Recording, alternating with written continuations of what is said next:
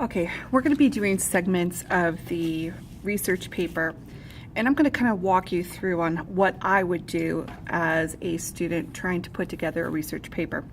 So the first thing we're going to do is take an overview of the essay itself.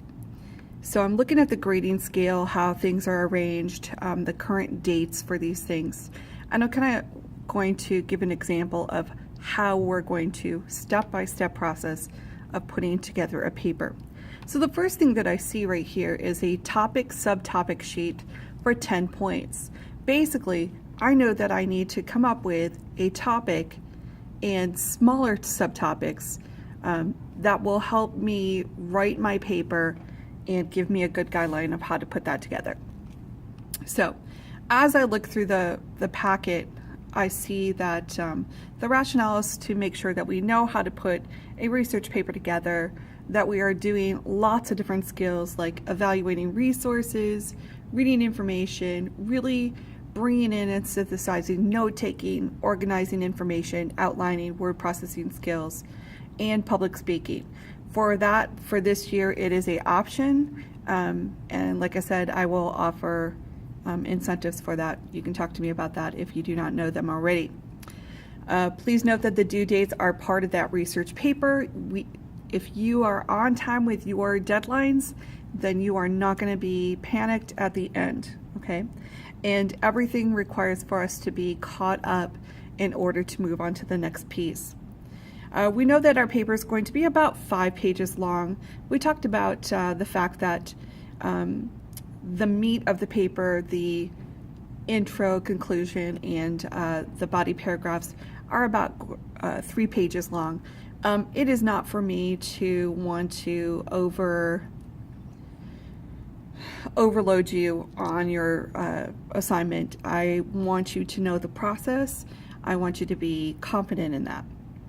Okay, so we know that our topic subtopic is our focus for this particular session. So I'm looking at what is the topic that I want to select. I need to have subtopics about the topic. I've changed that format a little bit. Is it narrow enough to create a clear and concise essay? Is my topic researchable? And what scholarly sources are on my topic? We've talked about validity a little bit. We'll talk about that again in a little bit. I have also looked at my research essay rubric. The reason why this is important is I want to know that I use this for a checkoff list. So I know that these are going to hold me accountable on the things that I need to do to make sure that I'm going to get a good score on my essay. This is how I'm going to be graded on my essay, so it's really important for me to make sure that I cover those. So even if I'm just browsing at them right now just to get an idea of what I'm looking at, I know that I need organization, good quality information, I need to have good sources, mechanics, so I need to make sure that I'm using good grammatical skills, spelling, and punctuation. If I'm not smart in grammar, or I don't know how to spell certain words, I need to find those people that are going to help me with that, okay? Addressing issues on the thesis, and being aware that I need to have counter arguments. I need to discuss the human right violation that was going on to make this an issue, and I need to offer and discuss a solution in depth, and I am also being held accountable for the validity of my sources. So now that I know more about that, I can go ahead and move on to my topic. Okay, so this is kind of giving me information about what I should be doing when I am selecting a topic. I don't want to have just something like, for instance, they're talking about early childhood education. I need to be more in depth. For instance, they say a subcategory of student learning styles, influential figures, brain development of children. I need to narrow down my topic, okay? So I have something, I'm in education, obviously. So one of the things that I want to look at is making sure that I have a good topic that really helps me think about something that I'm passionate about. So there are several different topics here for the brainstorming activity: the current events, social issues, laws, government issues, trending topics, history, influential people. This is just to get you to feel, what are you passionate about? What are some things that you think about? What are some topics that you talk about often? Maybe there is something about ISIS. How are we going to control that? Gay rights. What are some issues that we can discuss? Maybe we think something's unfair. How can we have solutions for that? Gun control, pro or con. So there's many different types of topics in this particular part. You are to take 3 topics that you like and break them into subcategories. And basically, I want you to think about the following things. I want you to think about what that particular topic is about. Why is it important for us? And especially thinking about human rights violations. And then what can be done about those? Are there counter arguments about why your solution may not be a good solution? So being prepared to discuss those kinds of things. Okay, so I'm thinking about a particular topic. I have, in the past, we've talked about restorative justice at our school and how we'd like to bring that to our school. So I'm going to play this because I want to know more about it. I'm kind of interested in it.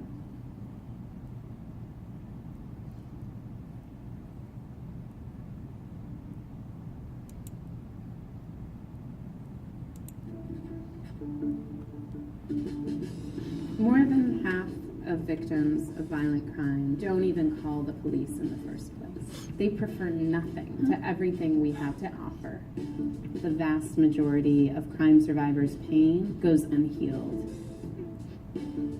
What the existence of restorative justice means is that we can no longer pretend we don't know what else to do. As a country, we're really good at punishment. It's passive. It doesn't require people to act, think. It certainly doesn't require them to change. When we lock people up, we excuse them from their responsibility to answer for what they've done. Restorative justice is a process to hold them accountable. It's a tool. People take turns answering questions like what happened, what needs arise, whose responsibility is it to meet those needs, and how is that person going to do it? It requires someone to take responsibility, to repair things as much as possible, and to never commit that harm again. This isn't about feeling sorry, it's about doing sorry. Things like go to school, get a job, pay restitution, apologize, do community service. Restorative justice practices have been used to address low-level infractions like vandalism, up to addressing the impact of murders on the surviving family members.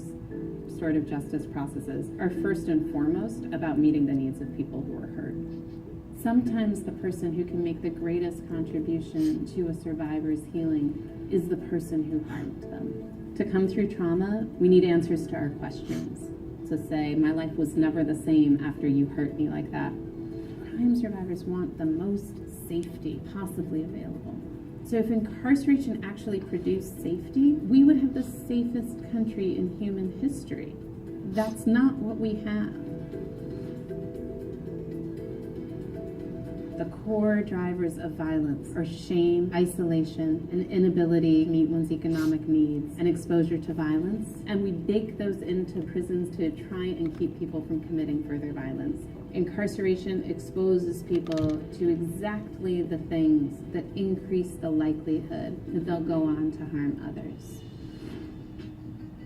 People who are hurt deserve a process that will help them heal. People who are responsible for crime have an obligation to be accountable for that. All of us deserve responses to crime that actually make us safer. Our current criminal justice system doesn't deliver any of those, and restorative justice at its best delivers them all. So watching that video makes me want to know more about restorative justice, and especially how that would look like in a school, like a high school. You know, there's many different crimes that happen in a school, such as vandalism, things like that. How can we have it so that people learn from those situations instead of become punished? How can we have them learn from those mistakes so that they don't make them again, or they understand that there are consequences and we need to do the right thing, or learning how to do the right thing. Sometimes we don't know any better for some things. So I'm definitely interested in the restorative justice topic. So I'm going to open up in the research. I'm going to open in my Google Drive a new Google Doc.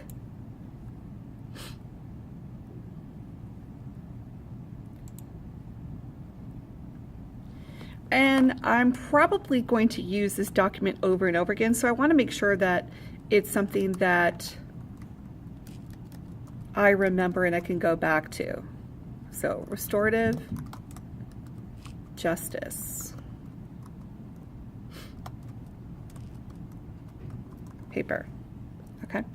So, anytime that I use Google Docs, it's very helpful because there could be a fire drill and the computers will shut down, and it automatically saves everything, and if not everything, pretty darn close. So I'm going to take advantage of that. I like the Google Docs for that format. There are a couple issues that we'll see along the way as we work on our paper, but I know that Google Docs will always have my back, so I'm going to take advantage of that. So the first thing that I'm looking at for the restorative justice paper is I need to start thinking about my topic. So I'm going to kind of put everything down on this particular document, and then I'll cut and paste for my final document later. For now, I'm going to just start writing about my topic. So we talked a little bit about the questions that I need to answer as far as how my paper is going to be driven. Okay, so my topic is restorative justice. I need to start thinking about my subtopics. And in class, I talked about how I want to make sure that I'm answering the questions that I need to really prove my point. So I'm going to take those same questions. So the first question that I talked about before is, what is my topic about? So what is restorative? And I apologize for the shaking of the table. I'll try to fix that for the next video. What is restorative justice? So I'm sure that many people have never heard about restorative justice, so I want to help with that process. So I really, really need to make sure that I have information to answer that question. I'm going to go down, give a little space for it too. The second question would be, why is restorative justice important? Now, remember that this is pretty much just for me. I will be showing the teacher if I was a student, and so I need to be prepared to show that if necessary. Okay. A third question is,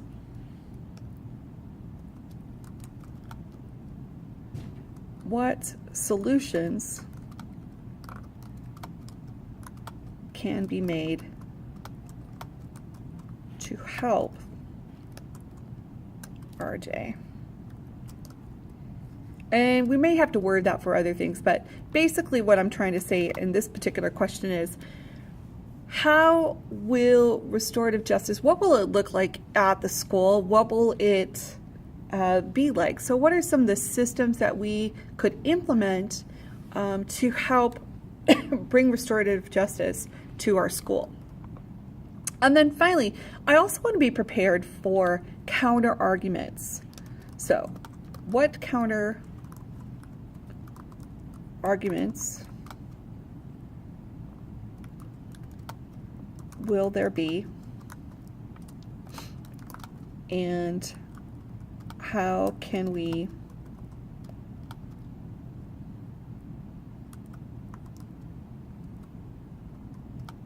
argue against them?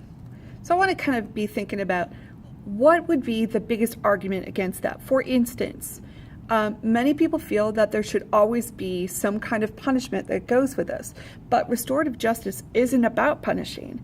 It is about making sure that they make up for the mistake that they made. So I need to be aware of those questions because some people want punishment. So we need to think about those particular options, okay? And let's see, is that the only thing that I have? I think those 4 particular questions are really important, okay? So the one thing that I wanted to make sure of is, what is my claim? And I wanted to kind of narrow that down right now so that I'm not looking for a whole bunch of different things, because restorative justice can go not only in a school, for instance, it could go throughout the whole entire nation. It could go as a world request. So I will really want to narrow this down so that I'm not going crazy in my paper. Okay, so my claim is restorative justice practices should be established and utilized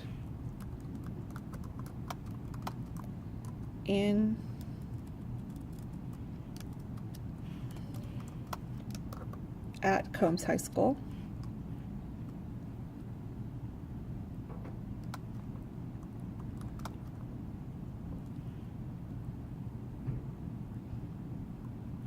So I have to be really careful about how I'm going to, and I can always change this later too, but what exactly do I want? So restorative justice practices should be established and utilized at CHS to reduce punishments and offer ways for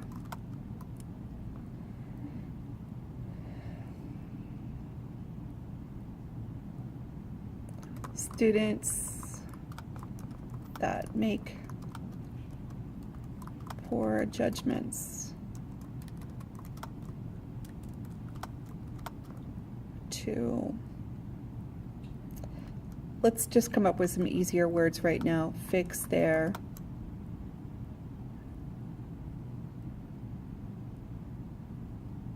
I